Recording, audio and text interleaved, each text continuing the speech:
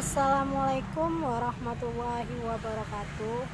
Kami dari kelompok 3 akan mempresentasikan Rejana Pendidikan 1964. Sebelumnya izinkan saya memperkenalkan anggota kelompok 3.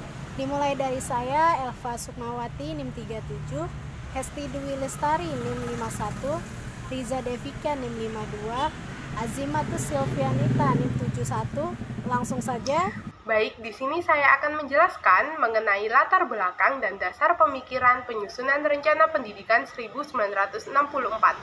Nah, latar belakang dan dasar pemikiran penyusunan Rencana Pendidikan ini adalah agar bangsa yang merdeka dan berkepribadian memiliki sendiri suatu gambaran manusia yang diinginkan, manusia yang dicita-citakan, dan bagaimana sifat-sifatnya.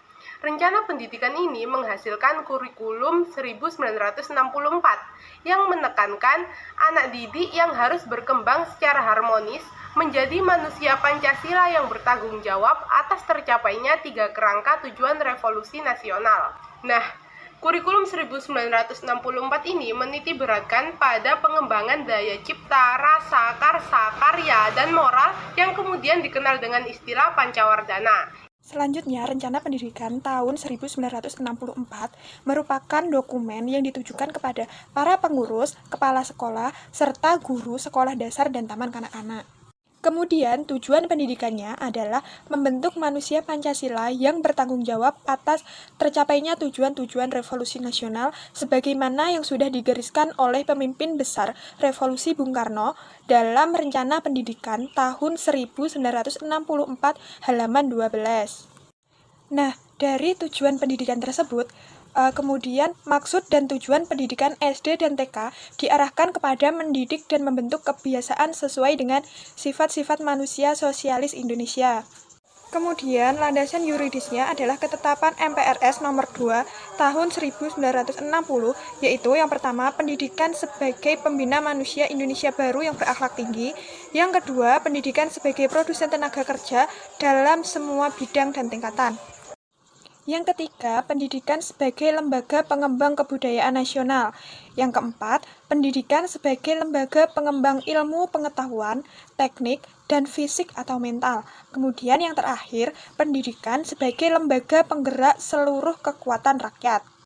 Prinsip pelaksanaan yaitu yang ke-1, cara belajar menggunakan metode gotong royong terpimpin.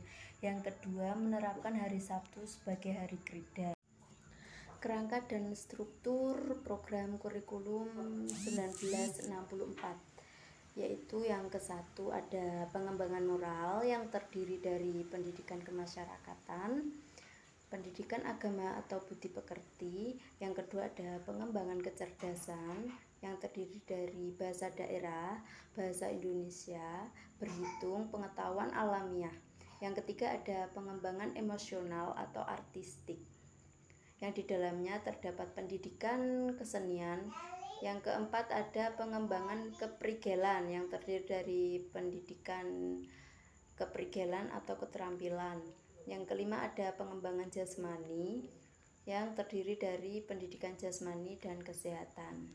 Penilaian kurikulum 1964. Yang pertama, penyelenggaraan pendidikan dengan kurikulum 1964. Mengubah penilaian di raport bagi kelas 1 dan 2 yang asal berupa skor 10 sampai 100 menjadi huruf A, B, C, dan D. Sedangkan bagi kelas 2 hingga 6 tetap menggunakan skor 10 sampai 100. Kedua, pelaksanaan penilaian dilakukan oleh guru selama menjalankan kegiatan melalui kegiatan mengawasi, menolong anak ketika membutuhkan bantuan maupun penjelasan baik individu maupun kelompok, mengobservasikan keadaan anak.